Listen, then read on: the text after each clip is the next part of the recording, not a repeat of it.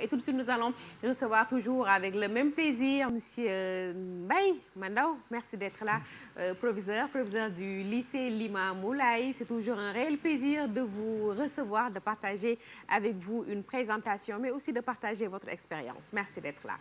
Merci infiniment de m'avoir donné cette occasion. Et je pense qu'on peut démarrer.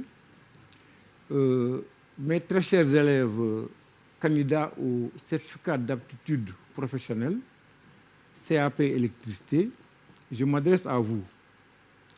Alors, vous me voyez dans ma très belle blouse là. C'est parce que aujourd'hui, nous allons entrer en force dans les ateliers pour un cours appelé mesure électrique, qui est un cours de travaux pratiques, mais qui démarre par de la théorie, qui est un cours très important, parce qu'à l'examen, elle a une note éliminatoire. Si vous avez moins de 8, même avec une moyenne de 15 à l'examen, vous ne serez pas déclaré admis. C'est un cours d'une importance capitale.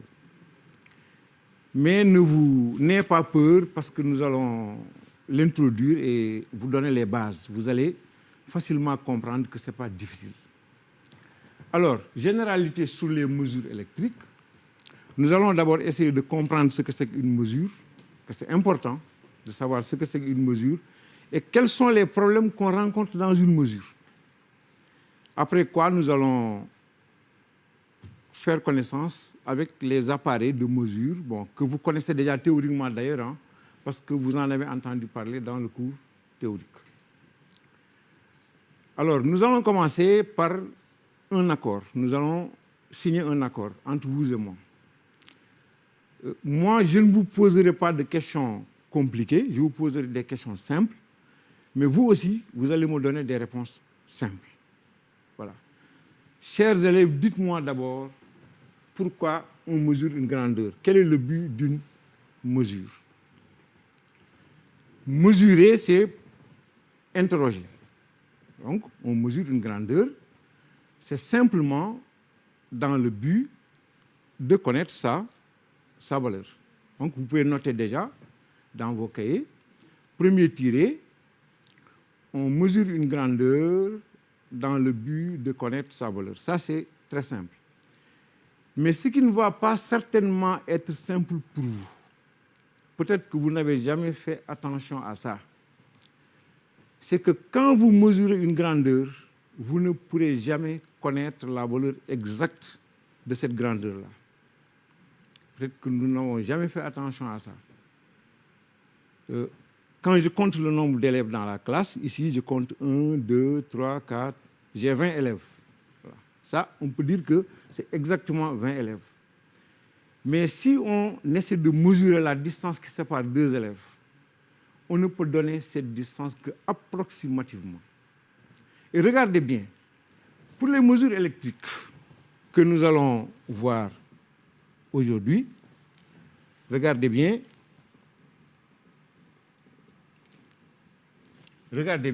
les appareils que nous allons utiliser et que vous en avez déjà entendu parler en théorie. Prenons l'exemple du voltmètre, qui, comme vous le savez, mesure les tensions. Le voltmètre comporte ce qu'on appelle un cadran qui est gradué, c'est-à-dire numéroté.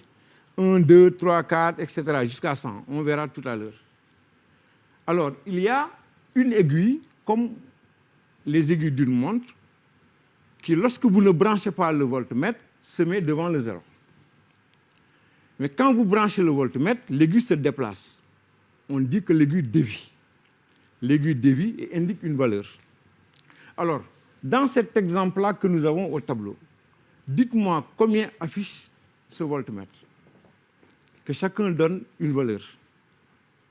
Voilà. Vous pensez qu'elle affiche 16,75, 70, 80. Personne ne pourra jamais dire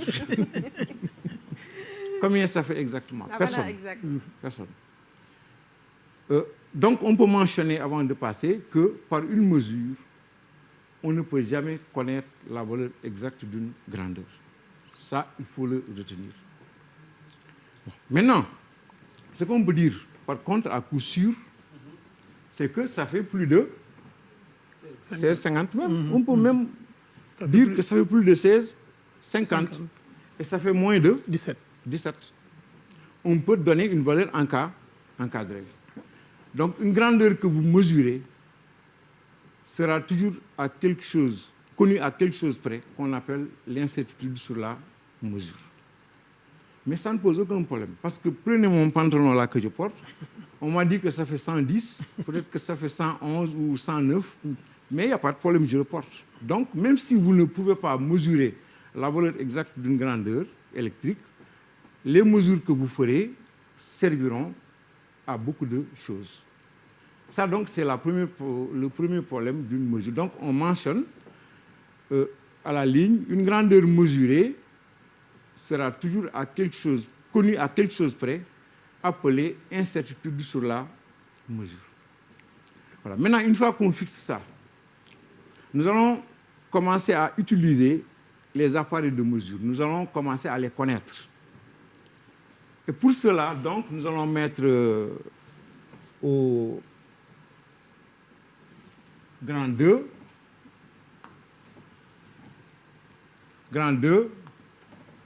ça ne vient pas, ok. Grand 2,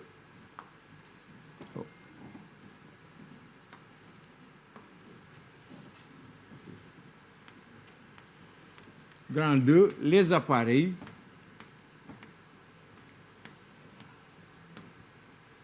de mesure. Voilà. Les appareils, il faut les connaître pour les utiliser correctement. Parce que si vous ne les branchez pas correctement, vous allez les bousiller. Alors que le plus petit appareil coûte beaucoup d'argent. Donc, il faut bien connaître les appareils.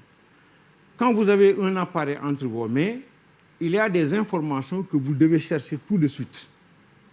Alors, donc, nous allons commencer par dire, premièrement, information donnée sur un appareil.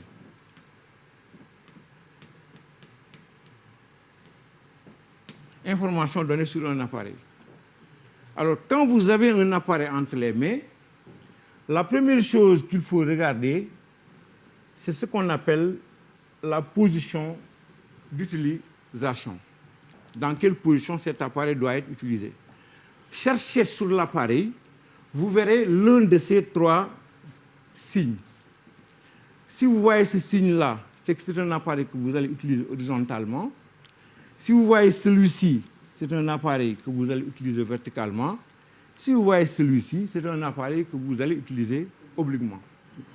Maintenant, je vous signale tout de suite que sur l'appareil et autour même de ces signes-là, vous verrez d'autres indications, mais qui ne vous concernent pas pour le moment. Parce que vous êtes en train de faire un diplôme très important qui va vous faire entrer dans la vie active, le CAP, mais pour le moment, on ne va pas tout vous dire. Parce qu'après votre CAP, vous ferez le BP, le BT, etc. Et en ce moment, vous verrez d'autres compléments. Donc, regardez pour le moment simplement ces trois éléments-là. Donc, ça, c'est la position d'utilisation de l'appareil. Deuxième information qu'il faut chercher, vous avez déjà vu en première année, le premier type de courant, c'est le courant, très bien, le courant continu. Et en deuxième année, le programme est consacré au courant alternatif. Il y a des appareils que vous ne pourrez utiliser qu'en courant continu seulement et des appareils que vous ne pourrez utiliser qu'en courant alternatif seulement. Et il est important d'identifier l'appareil.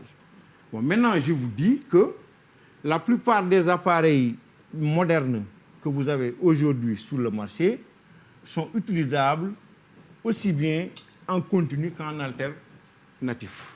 Alors, si l'appareil est utilisable en continu seulement, vous verrez ce signe-là, le signe du courant continu que vous avez appris depuis la première année. Si l'appareil n'est utilisable en alternatif seulement, vous verrez le signe du courant alternatif. Alors, la plupart des appareils seront utilisables aussi bien en continu qu'en alternatif. En ce moment, vous verrez à la fois les deux signes mais avec ce bouton-là auquel on va donner le nom de sélecteur, parce qu'il sélectionne. Donc, selon la nature de la mesure que vous voulez effectuer, vous allez vous positionner en continu ou bien en alternatif. Voilà. Maintenant, je rappelle, et ça c'est important, qu'il y a d'autres informations, bon, mais ne les regardez pas. Pour le moment, elles ne vous concernent pas. Alors maintenant, nous allons prendre en main les deux appareils les plus utilisés. Vous connaissez déjà, vous avez déjà vu, dès le début de votre formation, l'intensité d'un courant. L'intensité d'un courant, il faut trouver un moyen de la mesurer. Alors, l'intensité d'un courant se mesure à l'aide d'un appareil qu'on appelle ampère-mètre. Règle générale, pour la plupart des appareils, on prend le nom de l'unité et on ajoute mètre. Ampère-mètre, voltmètre, wattmètre, etc. Alors, l'ampère-mètre, comment il se présente? On va lui donner un symbole, parce que tout à l'heure, nous allons le mettre dans un schéma. Alors, le symbole de tous les appareils, d'une manière générale, c'est un cercle de diamètre à peu près 6 mm, à l'intérieur duquel on marque la lettre A comme ampère, en majuscule. Il y a des unités en majuscule et des unités en minuscule. Et ici, on va lui mettre une borne d'entrée et une borne de sortie pour organiser son branchement dans le circuit. Pas compliqué. Voilà.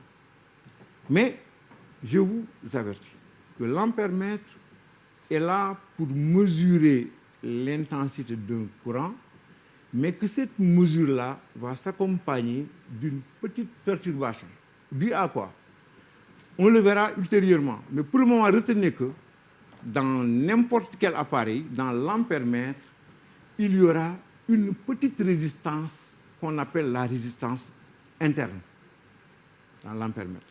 Et cette résistance-là va faire encore quelques petits problèmes, va compliquer davantage les mesures. Mais elle est bien là, il faut le savoir.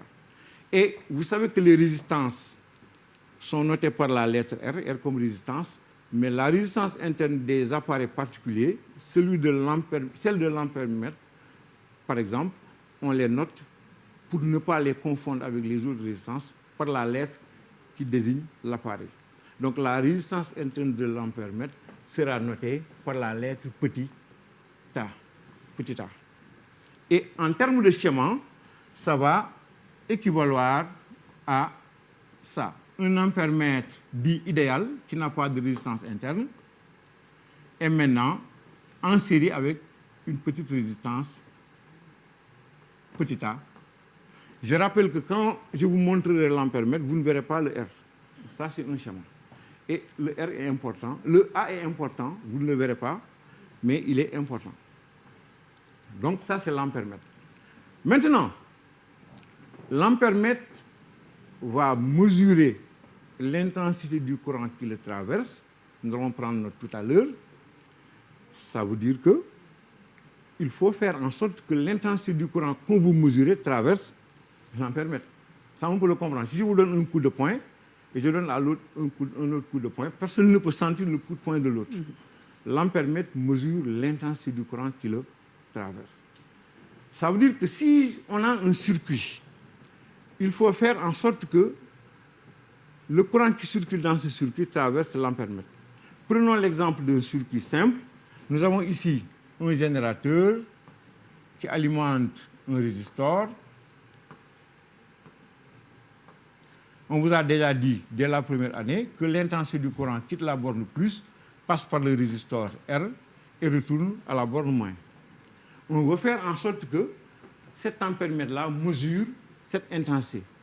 Qu'est-ce qu'il faut faire? Il faut couper ce fil-là, les fils que nous avons ici, il faut l'enlever. Et maintenant, quand on quitte le plus du générateur, avant d'aller sur le résistor, on passe par l'ampère-mètre. Ça va donner un schéma très simple, regardez bien. Donc cette fois-ci, je pars de la borne plus. Avant d'aller sur le résistor, je fais la borne d'entrée de l'ampère-mètre. Bon, je ne représente pas la résistance interne, tout le monde sait qu'elle est là. Et maintenant, je sors de là je vais sur le résistor et je retourne à la borne moins. Donc l'intensité du courant qui quitte la borne plus du générateur va inévitablement passer par l'ampère mètre.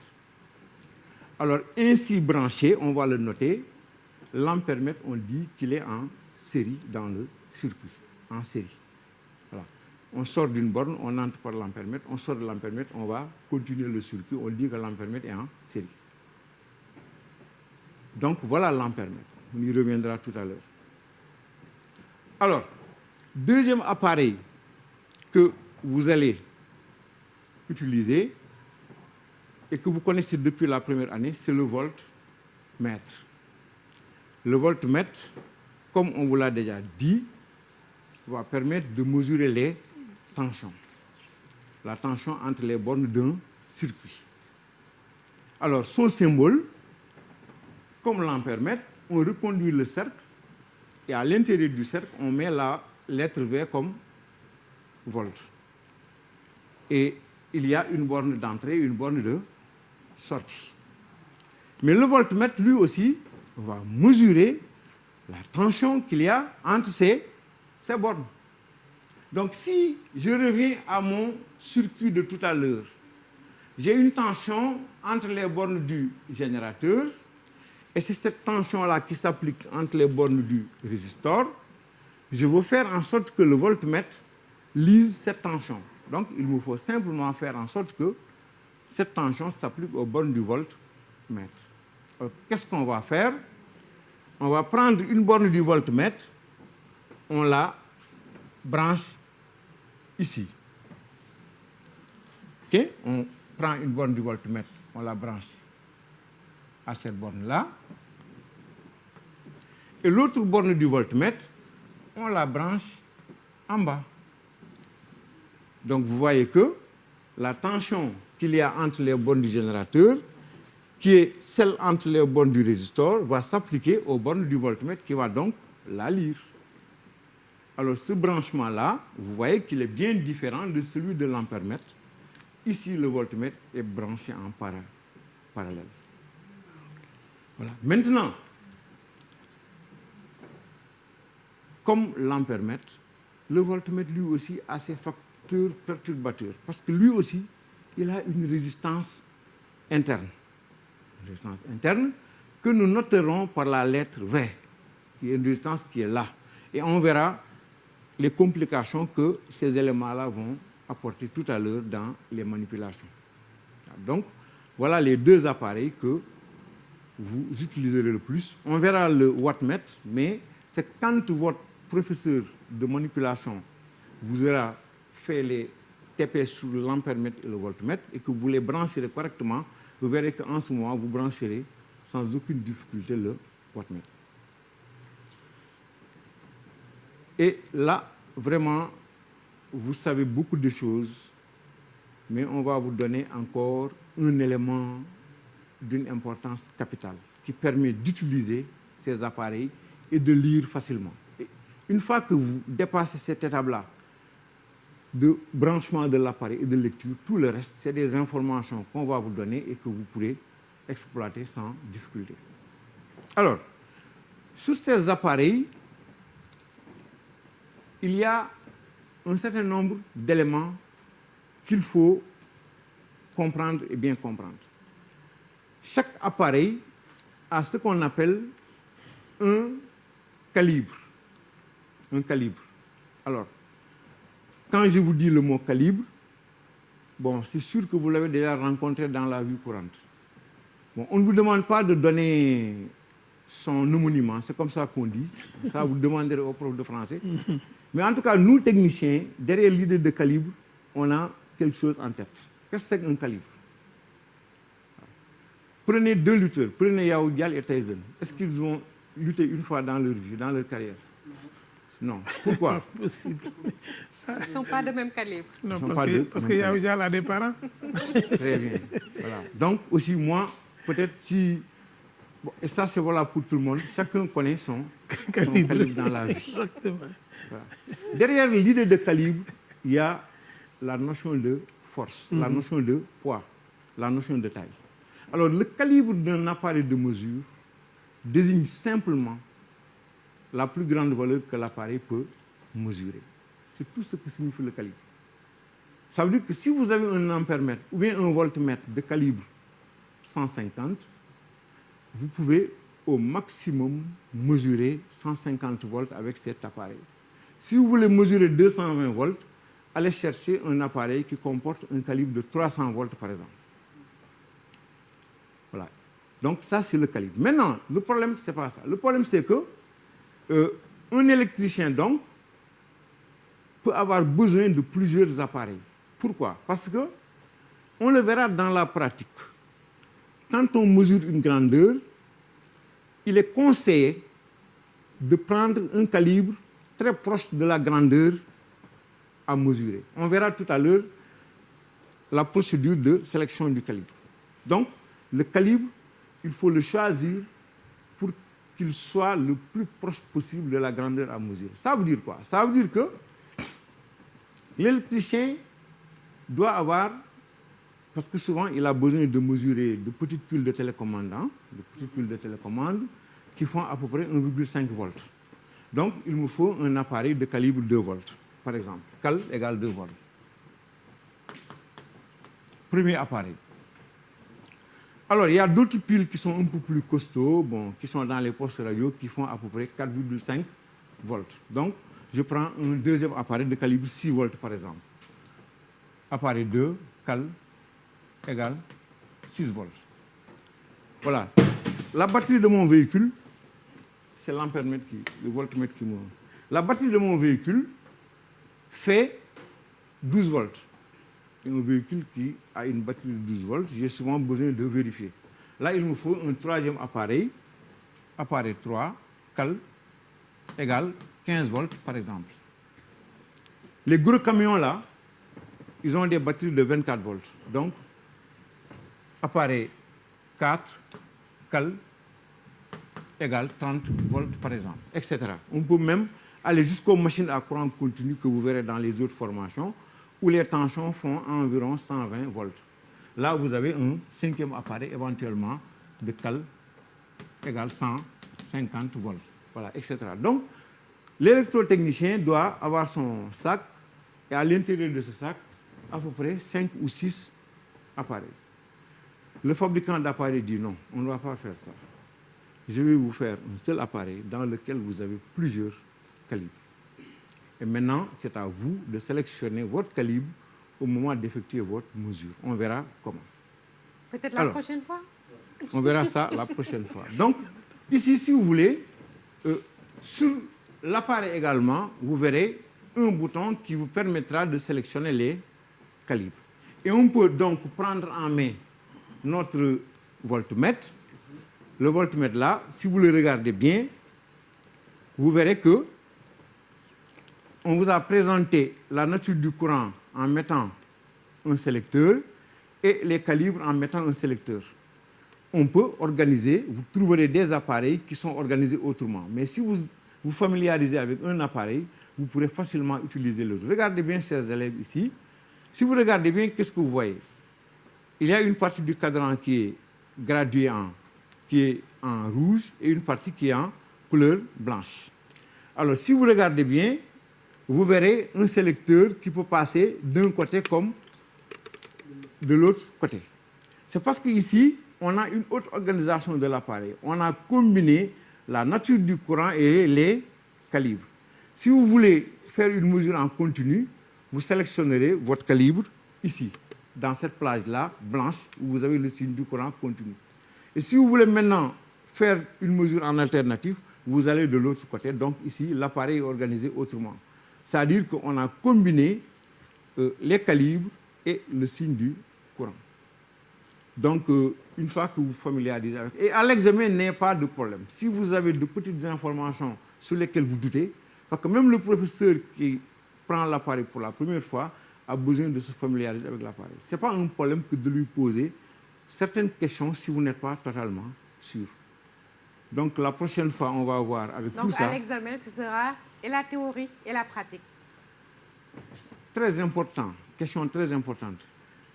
À l'examen, on vous donne ce qu'on appelle une préparation à faire, que vous faites en 2 exemplaires. On vous donne du papier carbone et vous l'intercalez. Ou bien, vous faites une préparation et vous recopiez.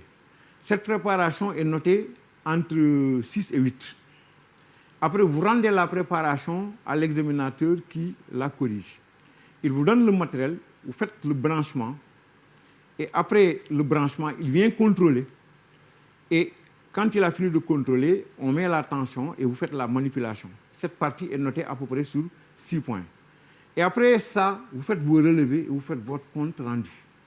Le compte rendu est environ noté sur 8 points. Ça veut dire que donc, si vous faites une excellente préparation, parce que même lors du montage, quand vous ratez la première fois, il vous rectifie, vous n'avez pas 0 sur 6, il vous donne peut-être 4, ou etc. Et après, quand vous faites votre compte rendu, vous avez des points. Ça veut dire que donc, si vous préparez correctement, vous pouvez taper une très bonne note en mesure, qui est d'un coefficient très grand et qui fait, je le rappelle, l'objet d'une note éliminatoire. Donc, en tout cas, pas de 8, car 8, c'est éliminatoire. Même si vous avez 19, oui. Même si vous avez 19, surtout les matières pratiques, on ne badine pas avec. Si vous voulez être un technicien, parce qu'après votre diplôme là, chers élèves, vous pouvez intégrer le monde du travail. On ne va pas vous laisser aller faire des dégâts. C'est pourquoi, avec les matières pratiques, les gens ne badinent pas. Et c'est des matières qui ne sont pas compliquées. Vous pratiquez, vous lisez correctement vos théories, vous pratiquez et vous en sortez. Vous sortez, bon, vous allez entrer dans le monde du travail. Merci beaucoup. Merci beaucoup, Monsieur Mbaye. Toujours avec le même plaisir. Merci pour la fluidité. Merci aussi pour la présentation. Je pense que c'est très, très clair. En tout cas, Dr Massamba, c'est pour les élèves qui préparent le certificat d'aptitude professionnelle. Je pense que c'est bien ça. Ils sont très bien servis aujourd'hui par le proviseur du lycée Limamoulaye.